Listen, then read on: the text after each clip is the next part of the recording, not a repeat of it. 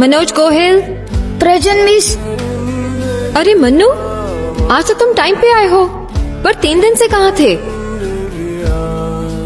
खैर छोड़ो बच्चों, आज का दिन हमारे लिए बहुत खास है, क्योंकि जब से स्कूल खुली है तब से मनु आज पहली बार टाइम से स्कूल आया है। चलो सब इसके लिए तालियां बजाओ। बस बस बस बस, लगता है आज बापू ने कुछ नहीं बताया। क्यों? नहीं बापू चल बसे, कल से हमेशा वक्त पे आऊंगा मैं। पिता रोटी है, कपड़ा है, मकान है। पिता नन्हे से परिंदे का बड़ा आसमान है। पिता रोटी है, कपड़ा है, मकान है। पिता नन्हे से परिंदे का बड़ा आसमान है। पिता है तो बच्चों के सारे सपने हैं। पिता है तो बाजार के सब खिलौने अपने हैं।